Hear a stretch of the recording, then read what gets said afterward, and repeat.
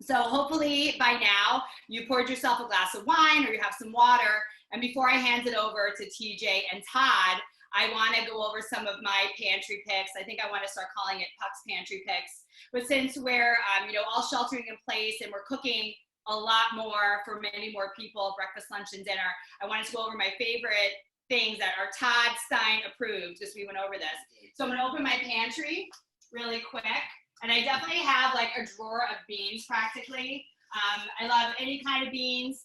TJ was asking like what beans we liked. I mean, I like them all. I love cannellini beans, are my favorite, but I love chickpeas, black beans, pinto beans, refried beans, you name the bean, I love it.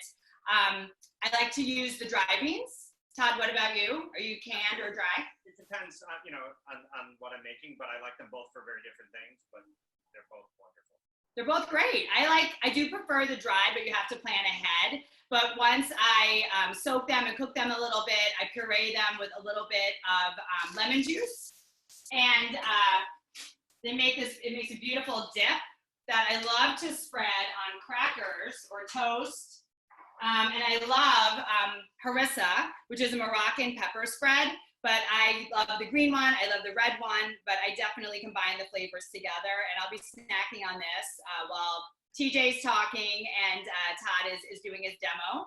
But these are my pantry picks, and I'm happy to share recipes. With that being said, I'm gonna let TJ take it away so he can talk to us about one of our favorite wines and a great seller at Mariano's. Fantastic. Well, thank you so much for the introduction. Welcome to everybody. This is awesome. Love that we're able to take advantage of technology during this strange and unusual time. So this is one of my favorite wines. We wanted to showcase it tonight because it pairs so well with Todd's meatballs. Hope it was on the recipe board, so I hope everybody was able to pick up a bottle and enjoy while we go through this together. If you have any questions throughout the presentation here, feel free to just type them in. I can see them as they pop up, so be happy to answer them. But what we have here is a wine called Locations, Locations I to be specific. The I stands for Italy. This is actually named after obviously the country Italy, but the winemaker's name is Dave Finney. And Dave Finney just won award, Winemaker of the Year from Wine Enthusiast magazine.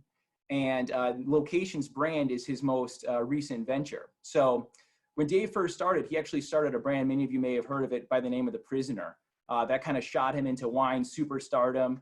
After about 12 years, he built that up and then sold it and started another brand by the name of Orrin Swift. Orrin is his mother's middle name. Swift is his father's last name. So Orrin Swift. And you can see behind me, if you're familiar with any of these bottles, these are this is the brand Orrin Swift that has kind of shot him also into wine superstardom.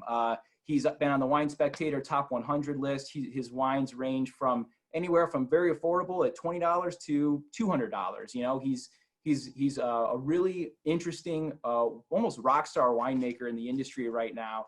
And this is his Locations brand that has more of an accessible price point, under $20 at Mariano's. What makes him really unique is that he's kind of a rule breaker. He is really into what's called geographic diversification. So a lot of winemakers, when they're choosing where they want to source their fruit from, they try to tighten that area so they get this thing called terroir, which is like a sense of place, right? What Dave's philosophy is a little bit different. His idea is that he wants to find the best grapes from the best possible regions throughout California or a specific region and blend those together. And that is the philosophy that if you're going to find different grapes from different regions and blend them together, you're going to get a very unique, kind of robust taste profile in your wine that is kind of unique to his own. So that has been his philosophy with the Orrin Swift brand. And like I said, it's shot him into, you know, Wine Spectator Top 100 list in some of his wines, 90+ scores year in and year out, which is really kind of like a barometer of quality that of wine. And his Winemaker of the Year award this year. And so after he sold both of those projects, he wanted to do something very similar, but for European wines.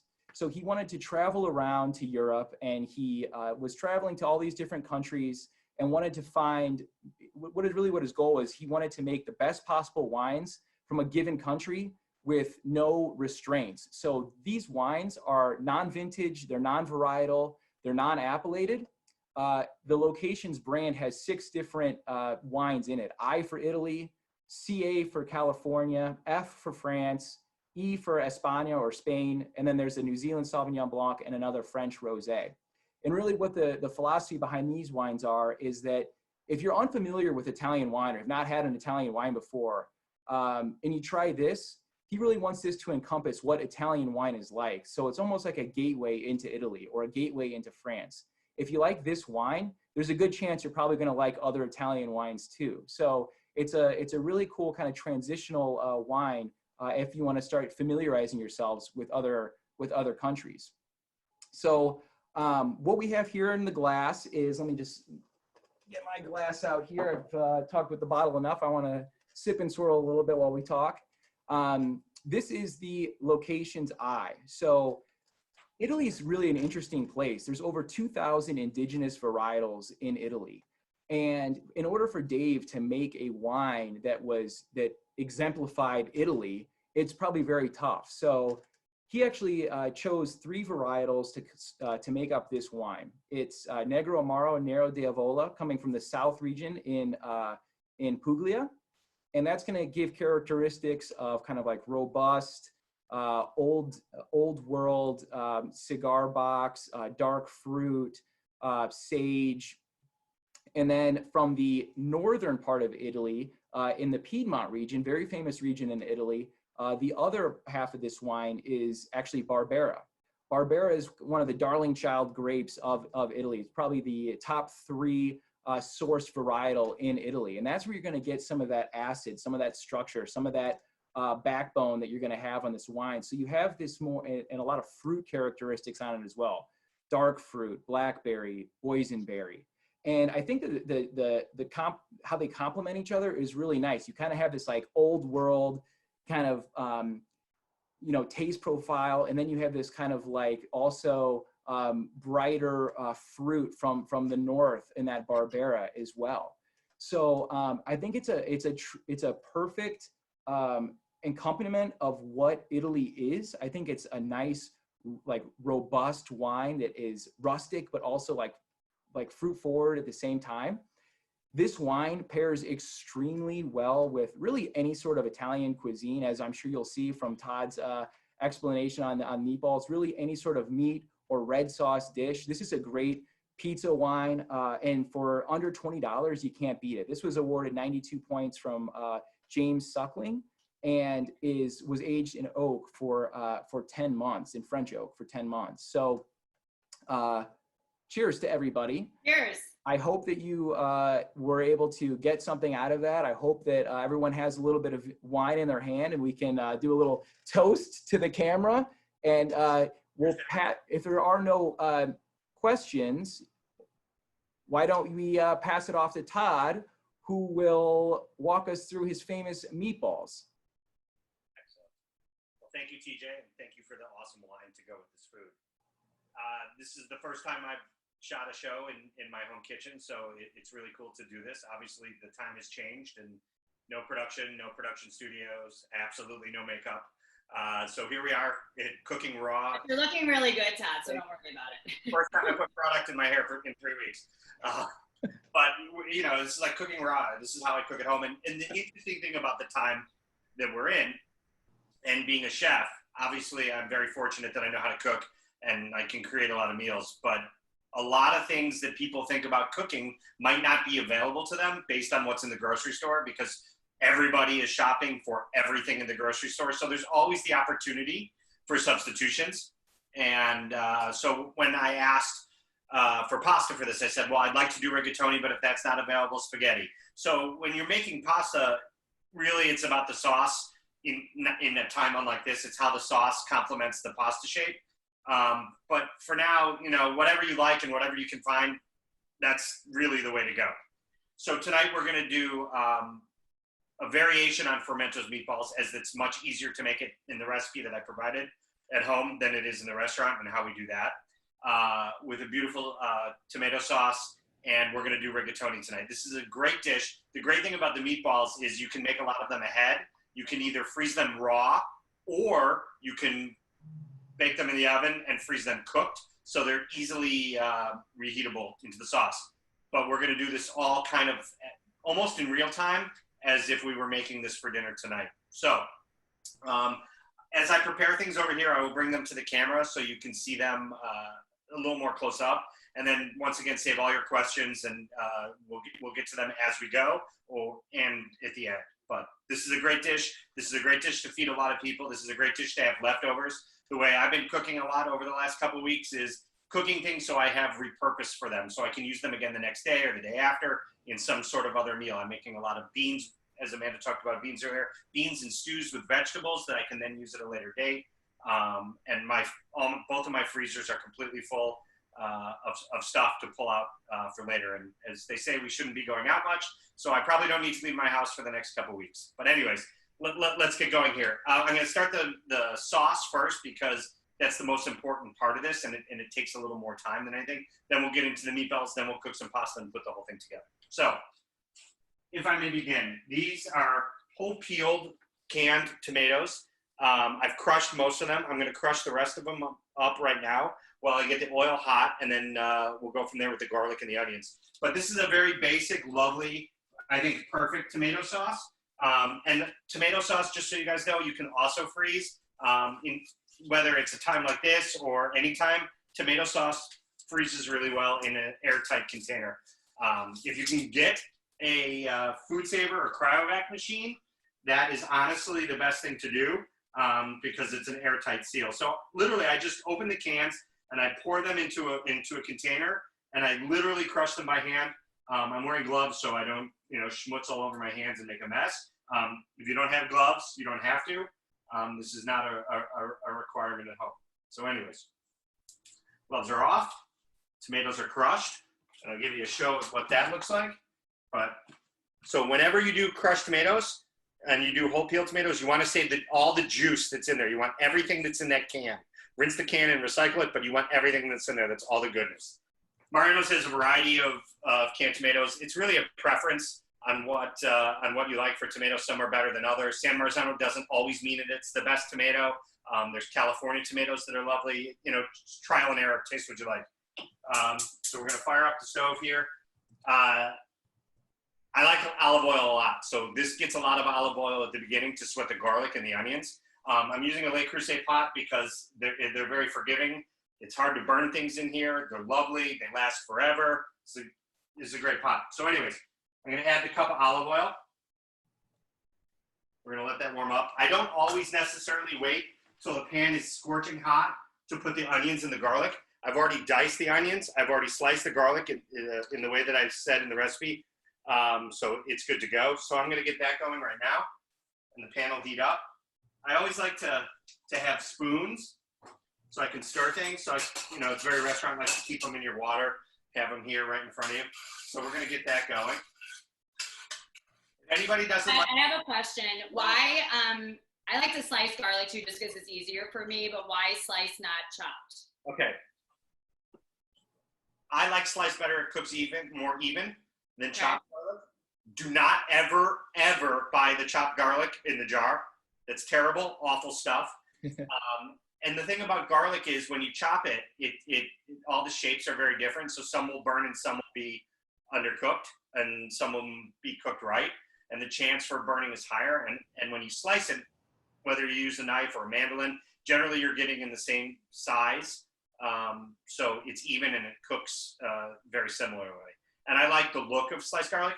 In this sauce, in the recipe, I mentioned that you can you can puree it when it's over. Tonight when I make it, I'm going to make it a little more rustic and leave the onion and the garlic in it without pureeing it. So it's basically preference. And that's the great thing about things like this. Everything is preference. Everything is passed down from somebody that you learn from, or a nonna, or somebody. And it's the way they make it. This is how I want to make it tonight, so this is the way I'm going to make it. And that's the beautiful thing about now, in this time, make it however you want. You're in your home. It's not like you're feeding 20 people down the street. So anyways, it's already starting to cook. And unfortunately, you're not in my kitchen, but It already smells really, really good. I have another question. Garlic, do you use fresh or frozen? I know, like, I think it's California Ranch makes those peeled garlic cloves. Yes, I buy peeled. I know Vicky's on here, and I know she likes to use those. Yeah, I like peeled garlic, and I've gone through so much in the last few weeks. It's just easier. You can buy garlic still in the husk and peel it yourself, and that's fine. It generally lasts a little longer. I've never bought frozen garlic. I've never used it, so I can't comment on it. But always try to buy as fresh as possible. That's why I said stay away from that jarred stuff that's already chopped and it has chemicals in it. It's terrible. But yeah, I like peeled garlic. I mean, I asked for peeled garlic from you guys. You sent me a nice bag of Christopher Ranch, and only buy California garlic. Don't buy Chinese garlic or Himalayan garlic or anywhere else. It's more acidic and doesn't have great flavor. And California produces the best garlic in the world. So that's where I would buy it from. All right, so the onions and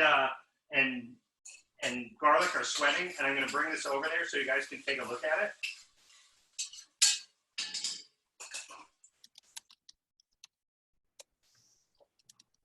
You never want to get color on it. Can you see it, Amanda? Yep, I can see it. A little higher maybe, but I can see it. Okay. Yeah. Anyway, the onions and garlic are sweated, and there's still a good amount of olive oil in the pan. That's what you want. Okay. So now I'm going to add these crushed tomatoes that I told you about to the pot and give it a stir.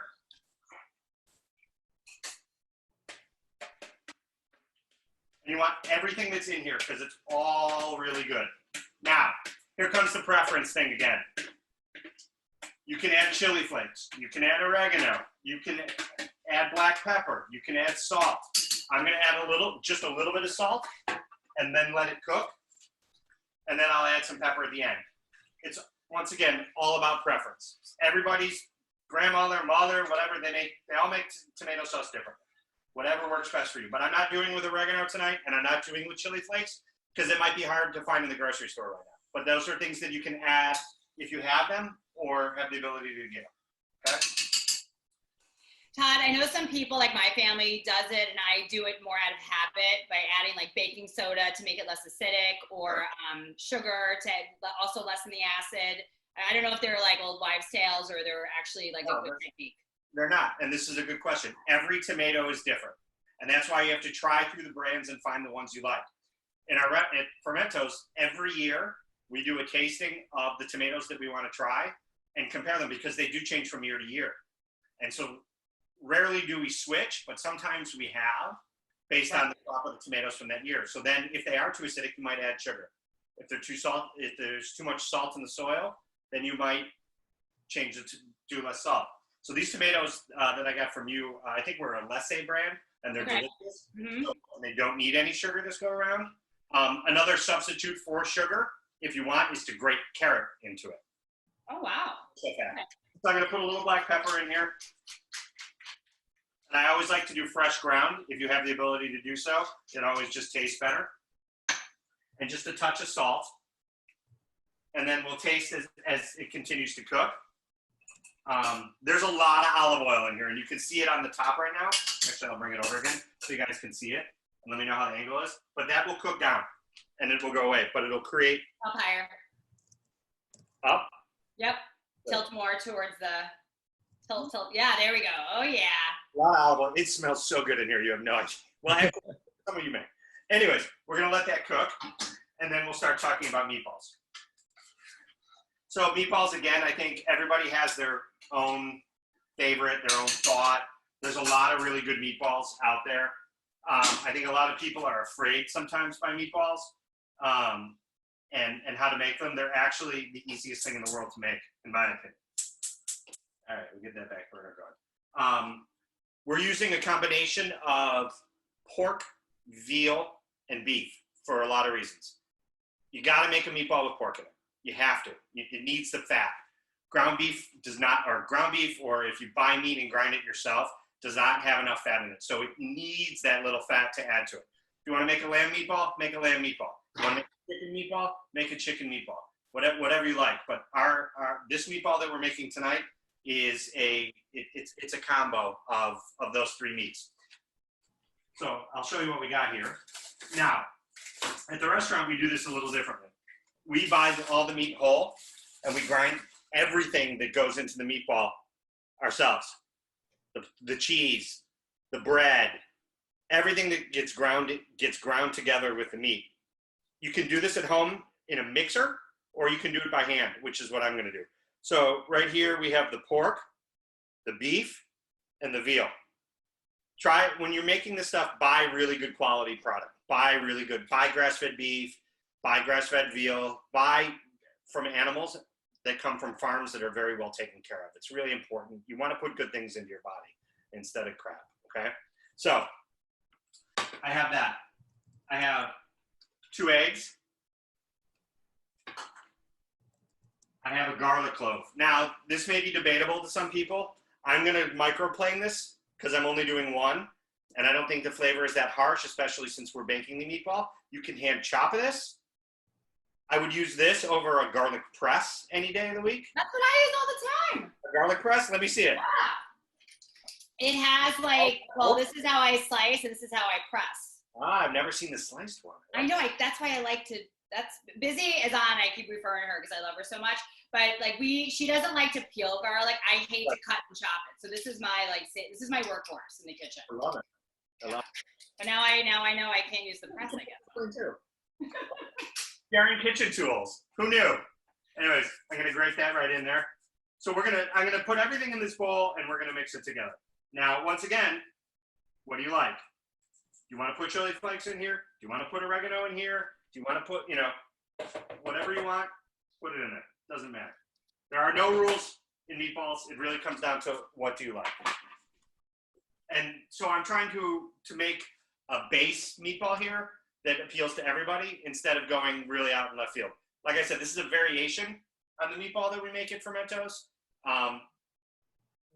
It's very time consuming the way we do it there, and I wanted to make this easy for people if they have to make substitutions. If you only have ground chuck, or you only have ground veal, or whatever it is, and that's the meatball you want to make. If you want the Fermentos recipe, someday I'll give that to you too. But that's for another time. Anyway. I think we actually have it like online somewhere, so we can share that with people after this. We have it for sure.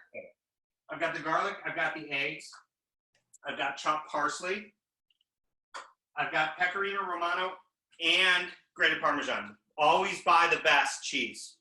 Always buy the best everything. But don't buy the green can for things like this. As good as that is from your childhood, you want Parmesan. You want real Parmesan from Italy. You want Reggiano, you want pecorino romano. This is beautiful, beautiful cheese here. And it's got great flavor. And the fat content's what's really important. The can has, it's not good. It's not good. You don't want it. So we'll put that in there. And always use a large mixing bowl so you can mix by hand. This is the white bread that's in the recipe. I cut it up real fine. You can put this in a coffee grinder and grind it if you want it even finer. It will dissipate as it cooks. Or you could probably even put it in a blender or Cuisinart, but you want fresh white bread. This is like sandwich white bread, and it's perfect for this. If you have leftover sourdough or crusty bread, works just as easy as it does. You do not want to use breadcrumbs because they're dry, and they won't help the moisture in the meatball, okay? Dump that in there. I use all the time. I use wrong breadcrumb. I just realized that. Thank you for telling me. Really? And then a little milk. I've been using panko or the Italian, not seasoned, but just regular breadcrumbs, like the Progresso ones. But now I know to do that. Yeah, I mean, if you want to use those, you got to get them wet first. Okay. So, anyways. All right, so I have everything in here. I'm going to wear gloves for this too because it's kind of gross. And I don't want to walk across the kitchen and wash my hands. So if you have access to latex gloves, which most of us should right now, have at it. Yeah, wear them everywhere, not just when you're making meatballs. Right. I don't think you need to wear a mask in your home kitchen, but if that's how you feel, then have at it.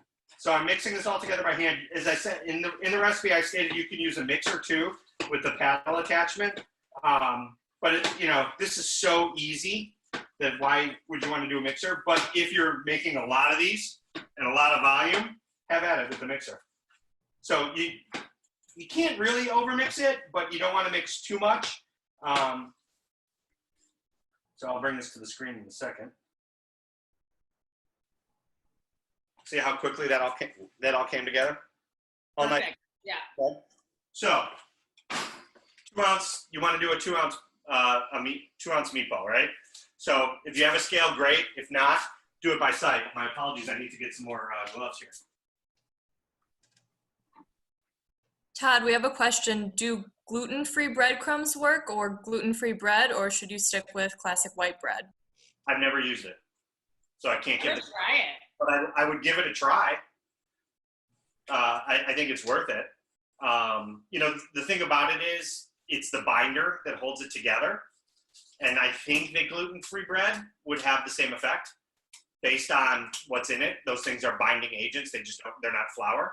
So I think we might be good. So give it a shot. And here's a project for me next week. All right. So I have a tray here, and this is going to go directly into the oven. Okay. I'm going to put my scale right here.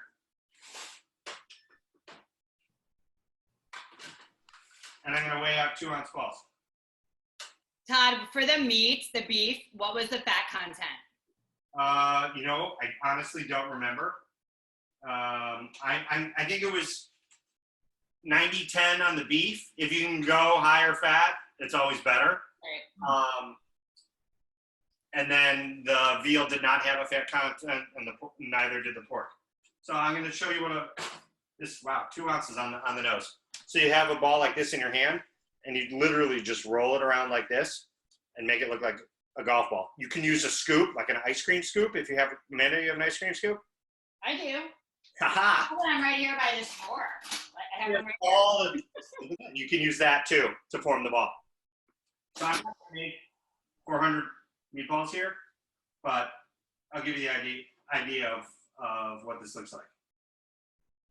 So there's a conversation about meatballs: fried, pan fried, or baked, or as I like to use the term, roasted. At the restaurant, because we make so many meatballs, we make probably 400 pounds of meatballs a week. No, more than that. 1, 2, 3. Yeah, pretty close. 400 to 500 pounds of meatballs a week. We roast ours in the oven, and then they're cooled, and then they go into sauce when we need them. So I'm kind of going to repeat the same thing here. I don't think you need to deep fry a meatball. You can pan fry them if you want. This is one of those, again, here, the option is yours. I roast them in the oven, and then I put them in the sauce. So you can do it one of two ways. You can put it in the sauce while the sauce is cooking, which is what's happening right now. Or you can wait till, if you do it ahead and you roast the meatballs and they're in your fridge, and then you warm them up in sauce, you can do that as well. And that's what we do at work, because we have, we go through so much. They're always warmed and then finished in sauce. So anyways, and the great thing about a tray of meatballs, so this recipe will make 15 to 18 meatballs. Is you can do them ahead and refrigerator or freeze them, right? And then take them out. Like one serving, 15 meatballs. Todd, there's a question. The circumference, is it like 1.5 inches, 2 inches? Probably 1.5. Yeah, maybe. Yeah, 1.5. It's like a golf ball. Yeah. Okay. Okay. So this is the last one I'm going to do, and we'll put these in the oven, and we'll go from there. So do you cook them and then freeze, or freeze raw? You can do both, right, Todd? It's better if you cook and then freeze, because then they're done, and you don't have to thaw them and then cook them, right, and so on and so forth. I definitely love a pan-fried meatball. To be healthier, I do bake them in the oven, but I think if you do it in like a cast iron pan with like it's the best. It's the best. I mean, I could just eat that by itself. I love them so much. Okay, so here's my tray of meatballs. Here's another little home hack. If you put foil down on your tray, less cleaning. Because all the fat leaches out and the tray kind of gets gross. Put the foil on, you're good to go. So I'm going to put these in a 400-degree oven for about 20 minutes. Now, I have some that I already cooked this morning, so this is kind of what they look like finished. I'm going to warm them up slightly in the oven, and then we're going to put them in the sauce. But we're going to talk about dry pasta while that happens. Todd, do you when they're in the oven, do you flip them after 10 minutes, or you just let them cook for 20 minutes? Nope. Yeah, I let them go the entirety of the time. both on the cook, for the 20 minutes. On the reheat, I'm just trying to get them warm so then I can put them in the sauce, right? So you want to stir your sauce while it cooks just to make sure that nothing sticks to the bottom. It smells heavenly. And this is a basic sauce. This doesn't need to cook for 4 days and such. It doesn't need tomato paste. It doesn't need any of those things. So it's already been cooking for about 10 or so minutes. It's probably going to cook for another 15 to 20 max. But in about 5 minutes, I'm going to take the other meatballs, ones that are already cooked, out and then let them go in the sauce. And what happens is obviously they continue to heat in the sauce, but that sauce permeates into the meatball and helps hydrate it even further. And then it gives it that beautiful glazed tomato look that happens. Now, the nice thing about having meatballs, you don't always have to have them with pasta. If you have bread, you can make a meatball sandwich. There's a Chicago favorite old school salad called the Meatball Salad. It's basically an antipasto salad, so either romaine or iceberg lettuce with Italian dressing and deli meats, mortadella, capicola, whatever you like, cheese, olives, pepperoncini, whatever. It's like a garbage salad, and then you put meatballs and their sauce like right on top of the salad and eat it. And it's amazing, but it's very much a Chicago thing, but it's delicious. Try it. So meatballs can be used, a variety of ways. Like I said, salad, sandwich,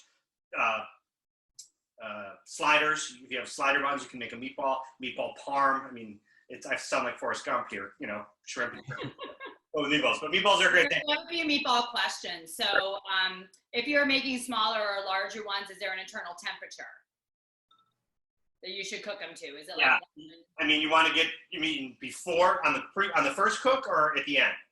Probably at the end. Yeah, you want to be at like 140, 150.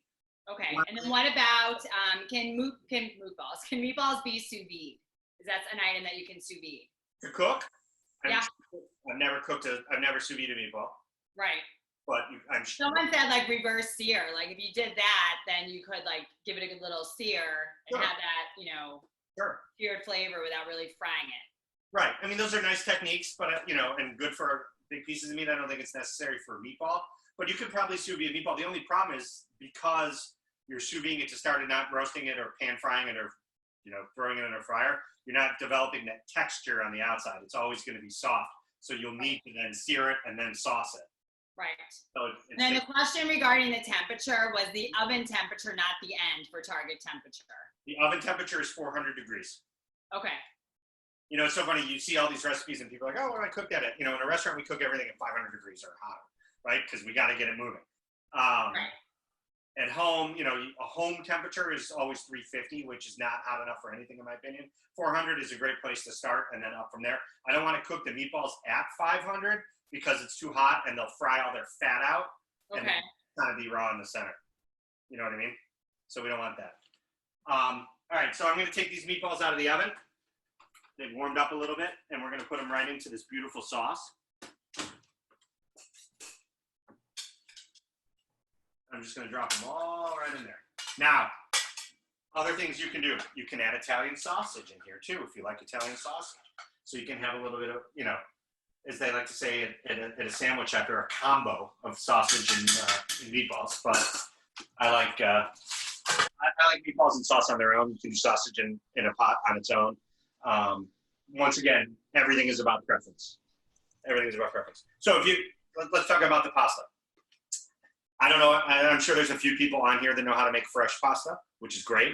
And if you want to make fresh pasta at home during this time we're in, have at it. I love fresh pasta and I make it a lot at home, but dry pasta is just so easy. And there's so many good brands of dry pasta. You walk down the pasta aisle in Mariano's and your choice is like, well, maybe not now, but normally it's like 70 different varieties. We're working on it. It's going to get there. Right. Back to that soon. Well, it's funny what people are hoarding, right? People are hoarding pasta, toilet paper, while all these beautiful vegetables are dying because nobody's buying them. Buy the vegetables too. My fridge is full of beautiful vegetables. But I like dried pasta. It's generally very even in cook time. It's made well. There's very good companies. Tonight we're going to do rigatoni. And De Cecco is probably my favorite brand of dried pasta. They've been making pasta probably for hundreds of years. They make a variety of different shapes. I have no idea how many, but there's a lot. They invented a shape called raquette, which is tennis rackets. I don't think you find that in Italy, but hey, you never know. But this is the shape and the size of the rigatoni. I think this is rigatoni number 24, and this is a great pasta. The instructions on the box say use 6 quarts of water per 1 pound of pasta. A box is 1 pound of pasta. Bring water to a boil, add salt to taste. I've already done that. We've added a lot of salt. And as people say, you want it to taste like the sea. You want the water to be salty for one reason. But how much salt is that really? Because everyone always says that, and I know you say that. A lot of chefs we work with at Mariano's, but sometimes I feel like I do too much. And what kind of salt should you be using? Well, there's 2 options. It's pasta water. Okay. If you're bougie and you have a lot of it, use kosher salt. It's fine. Kosher salt's the best salt. It's, it's what we use at home, what we use in the restaurants. This is Morton brand. I like Morton. I like Diamond. It costs more. It's more expensive than iodized salt, and it's less expensive than sea salt. If you have iodized salt at home, buy a big container of it. They're like $2. That's perfect for pasta water because all you're doing is boiling water with salt, and it dissolves, so it's fine. Either one. In this pot right now, I have a cup of kosher salt. And the reason why is salt, you don't want obviously too salty, but you want the perfect balance of salt. So when this dry piece of pasta cooks, it absorbs the salt with the water, and this tastes like it's seasoned. So when you put it in the pan with everything else, you're good to go. That's the whole point. All right, so I'm going to cook some of this right now. The box says that I think it takes 10 to 12 minutes. Yeah, 12 to 14 minutes. So we're going to put some pasta in right now and let it fly. You can't really see it cook, but it's back here, I promise. Right, you can hear it going in there. So there's a couple schools of thought on pasta too. When you cook pasta, it releases its starch. Some people like to put some of the pasta water in the finished product when they're making the pasta with whatever sauce it is to add a little starch. It adds a little more flavor. If you're cooking a half a pound of pasta, it's not going to release enough starch that you really need the pasta water. Right. Since I'm cooking a small amount, I don't have a colander in the pot. I have a big pasta pot that has a colander in it if I was making a lot of pasta. So what I'm going to do when this pasta is cooked is I'm going to take it to the sink. I'm going to put it in a colander because I don't really care about the water. And if I need a little water, I'll take it from the tap because I'm not looking for the starch here because the sauce and the meat are going to be thick enough to coat the sauce. The last thing that I did not put in the finished product, which we'll get to in a minute, is butter. You can put, I'm trying to be a little healthy, as I have been for the last couple of years. You can always finish pasta with a little bit of butter, and what that does is help glaze the noodles and the sauce and help them stick together and obviously add richness. You can use olive oil in the same vein if you like, but it doesn't have that same coating capability that butter has. And believe it or not, restaurants use a lot of butter, and Italian restaurants use a lot of butter, whether you believe that or not. It's the truth, I promise. I believe it. That's why it's always so good. Right, butter makes things taste good, right? I'm gonna bring this pot over so you guys can see it, but these meatballs are they're stewing in this beautiful tomato sauce, and it smells incredible. How are you? Yeah. Wow. Right? So this is gonna be good for a couple days. Now, Here, I can smell it. I'm kidding. I wish I could. I can imagine it. It looks beautiful. Right? This should be a perfume. The beautiful thing about this too is you can cool this just like this over ice, and then you have the meatballs in the sauce, and you can have them for tomorrow or the next day too, which is a lovely thing. Is there any questions as we're going here? I'm happy to answer a few questions. I think we've been getting actually to a lot of them as they're being typed. I think we're okay for now, unless anyone has something else. So I like to stir the pasta at the beginning while it cooks, just so it doesn't stick to the bottom, and it's going lovingly here. It's probably got about 5 or 6 more minutes, and then we'll finish the pasta. And what I'm going to do, obviously, I have a lot of pots and pans going as we're trying to do so much of this in real time, and it's going to take a few pots at home to do this. Right. When we finish the pasta, we're going to have a pan on the stove that we're going to heat.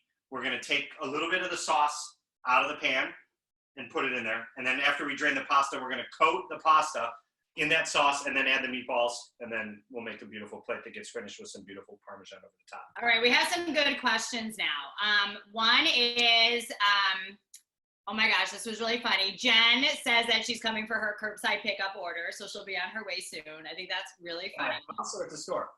The what? In my house or the store for curbside? At your house. It's like you're doing to-go food. Right. TJ wants to know, I think, TJ, this is about the meatballs. Like, how long will they stay for in the fridge? Is that what you're asking? Yep. Once they're cooked in the fridge, 5 days. Perfect. From Okay, and then Todd, what kind of olive oil, EVOO, what kind of olive oil do you prefer? Well, I like a lot of olive oils for different things, but this is for basic. This is what I use every day, honestly. I mean, you guys provided it, but I have a huge bottle over there on my pantry. This is Lucchini. I think they make absolutely beautiful olive oil for the price. Once again, it's a preference thing.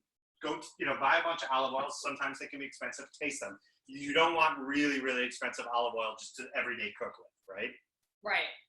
This is an affordable olive oil that can be used for so many things. I use this more for cooking than like finishing something with. If I want to just drizzle a little olive oil on something, I have oils for that. But everyday cooking, Lucchini's great. Carapelli's really good. And there's a lot of them, but they're really good. And you want to keep olive oil in a cool place. If you can buy a can of olive oil because it's more volume at a better price, keep it in your basement out of the light. It's perfect, and then just constantly fill your bottle. Like here, let me go to this. This bottle constantly gets filled. This is my big bottle of Lucchini, and I constantly fill it from a big can into there. Okay. Any other questions? And I'll drain the pasta shortly. I think a bunch of us are volunteering to be quarantined at your house with you and Lindsay and your dog. So our house has been really good. We've eaten extremely well.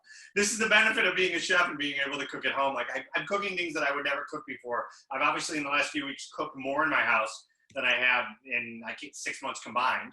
But I'm being really more creative about it, and I'm cooking things that I maybe not necessarily have eaten. We made burgers the other day that were like ridiculous. I made a burger the entire time of this thing, and I made this burger with this amazing truffle mustard from Maille brand. That's amazing. But you should come. You should be quarantined at our house. It's not. And then everyone's asking about canned tomatoes. I know you kind of addressed it earlier. It's like really like a preference, but what is your preference? What is my what? Your preference for canned tomatoes. Brand wise? Yes. There's a California San Marzano tomato. I forgot the name of it, but it's got a label on it that has a tomato. It's got either a green or a light blue band at the top or bottom. They make a really beautiful tomato. The Alessi ones that I got from you are really good. There was an article somewhere online that rated the top 5 canned tomatoes this year. Muir Glen, which is organic. You can get those at your store. Those are really, really good. That's a really, really good tomato. I haven't tried it. And sorry for the other name here, but they voted Target as one of the best. Their house brand is one of the best canned tomatoes. But try them all. You can actually eat them right out of the can and taste them. You don't have to cook it because they're steam cooked already in the can. And see what you like. But if you look at the tomato aisle in your stores, it's massive. It's bigger than a pasta, right? Right. All right. So I'm going to drain the pasta, and then we'll start the actual plating of the dish, so you guys can see that. All right. So apologies. I'm going to go to the sink. Todd, what would you be having for dessert? What are we having for dessert? Wine. Wine. Yeah, so there are some comments that you're not drinking enough wine, Todd. So I think your friends are I'll drink more wine. About your wine drinking. I'll pour a little more wine. It's funny, I don't like to drink a lot while I cook. For obvious reasons. I don't want, to cut myself, burn myself. Well, my mom, although she drinks while she cooks, always says that you can't because you have to concentrate because that's when, we'll forget to put the oven on or like something silly, but it's funny. I'll tell you guys a funny story real quick while I wait for this. Years ago, literally, in 1994, right before I went to culinary school, I was cooking for myself in my apartment that I was living in at the time. I turned on the oven really low, and I put a small loaf of bread in there to warm up. And I made my dinner and so on and so forth, and I forgot about the bread. And the next morning I walked into my kitchen, I'm like, wow, it's kind of warm in here. And I looked at the oven down like 200 degrees, and I opened the oven door, and inside is the loaf of bread, and it's whole, but it's not burnt, but it's like caramel colored. And I literally stick my finger in there and I touch it, and it just crumbles to dust. completely gone. And I was like, oh, I guess. my gosh. All right. My mom is right. Ro's right. No, I'm teasing. Right. So I'm gonna put a little sauce in here. And you go directly from the pan. It's fine. If it's, if you're not going from the pan, then so be it. If it's cold, but I just like, why not? So I put a little in there just so it gets hot, and then I'm gonna add the pasta, and we'll see if we need to add more. And then we'll add the meatballs. This is exciting. Some people, you can be fancy and flip it around like we do in a restaurant. If you're a little nervous about that, give it a little stir. So what I like to do is let the pasta kind of cook a little less than it would until it's done, and finish in the pan with the sauce so the sauce can reduce. So I'm just putting a few meatballs in here, a little more sauce. I like to cheese at the end when it's in the bowl instead of in the pan, but that's me. I'm gonna add some fresh basil right here at the end, and I like whole basil leaves, and I'm gonna put them in whole, and I'm gonna let them melt in the sauce and kind of wilt, because it's hot. It's like lettuce, it'll wilt in the sauce.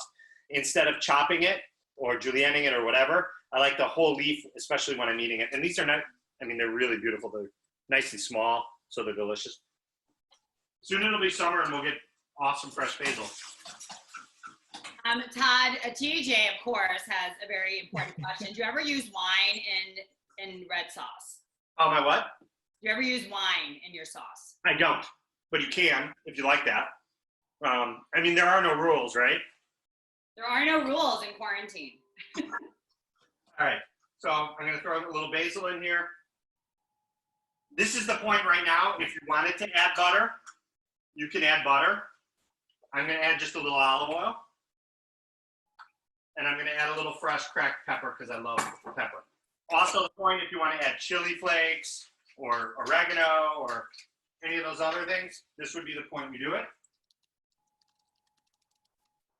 I don't know if you can hear it, but the sauce is reducing. It's almost sizzling. I'll bring it to the camera in just a second. See how nice, can you see? Yes, gorgeous. Now it's nice and glazed. Yeah. There's not a ton of sauce, right? That's what you're looking for. This is exactly what you want.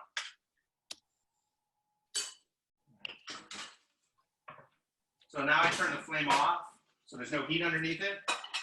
I like pasta in bowls. This is a kind of medium shallow bowl. Plates are great.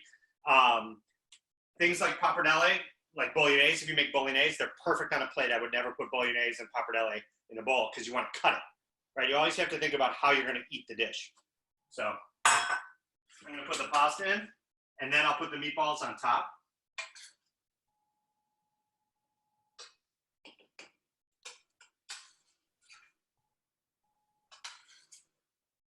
Todd, we have another question. Do you cook the pasta al dente to account for the cooking in the sauce, or what's your? A minute and a half to 2 minutes less 2 minutes less. than what the package says. Or, minute and a half, 2 minutes is fine. All right.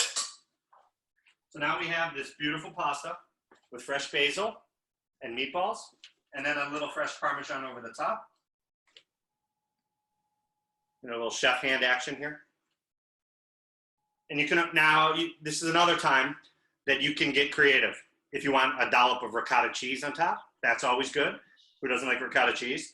If you want to add fresh oregano, dried oregano or fennel pollen, fresh chili flakes, cracked pepper, again, that's where you can add your additions, and that's where you get to experiment and try things that you might not normally try. There are classics, and then there are renditions on classics. Kind of a rendition on classics. So that's pasta, red sauce, and meatballs in less than an hour. We'll all be there for our curbside pickup. Yeah, I'll meet you out. I'll put it at the doorstep, and you guys can come pick it up. I'm teasing. Todd, that was great. We all love working with you, and we wish we could see you in person right now, but we appreciate you being here. And I have to say, TJ, I'm on my second glass already, but this is so easy to drink, and I can just imagine it with the meatballs. And I love this wine. It's one of my favorites. I'm glad I got another bottle, and I'm sure I'll get more. Thank you so much. Yeah, my girlfriend is driving out to see me this weekend, and I was taking copious notes, Todd. So I'm gonna blow her mind when she comes out here, and yes, and hopefully it goes well. Worst comes to worst, I'll ship you meatballs. If not, you can just do curbside pickup at Todd's. Yes. It'll make it for you. Yeah. Little side hustle, right? Thank you so much. Yeah. Thank you guys. Are there any questions before we finish up? Let's see. I'm looking. I don't see any, but Todd, I know, obviously this is a very difficult time for our local restaurants that we love. Many are open for takeout orders and pickup orders. But I do believe you're not, but you do have a fund set up for the restaurant. So why don't you tell everyone about that? Yeah, we decided that for the safety of our staff, it was better not to do it. Right. Not to do takeout or pickup for either, all three of the restaurants. And at the end of the day, I truly believe that was the best thing to do. I believe I gave Sarah the links to both of our funds for all of our staff, so she can share them with everybody. I don't know the web links offhand, but they're both GoFundMe pages. One for Fermentos, which covers Fermentos and Nonos and our entire staff there, and the other is for the Bristol, our other restaurants, and it covers for the staff there. And yes, it is a really hard time for everybody. Everybody that I talk to that's at home is actually happy to be there. Our staff is, obviously itching to get back to work, and people are itching to get back to restaurants, but everybody's safe and everybody's with their families and eating and drinking and having a good time and doing things like this and, seeing their friends on video conferences. It's amazing. Right. Well, I definitely had a great time tonight. I hope everyone else did. It's great to connect with everyone and all the great questions. If we missed something, you definitely can reach out to us on social media, but Sarah is going to send out the recipe again, the links for Todd's team's GoFundMe pages. And we look forward to seeing you here in the virtual, I like to call it the Zoom. We'll see you in the Zoom. Tomorrow night, actually, we're super excited. Belinda is actually on the line right now. Yes. And Belinda is doing Wine Wednesdays, and she's going to be tasting through 3 wines. And we're super excited for that. And then Thursday, we have one of the ambassadors from Reka Vodka showing us how to make an espresso martini. Something as a little pick-me-up throughout the day, I guess, for those that aren't working at home.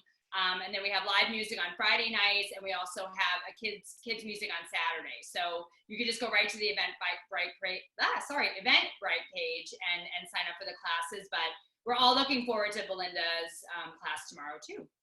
Awesome. Thank you, everybody. All right, I guess, are we gonna sign off? This is so sad. I'm having a great time. I kind of don't know. Everybody come and sit, be on the street in my house, 6 feet apart, and I'll feed you.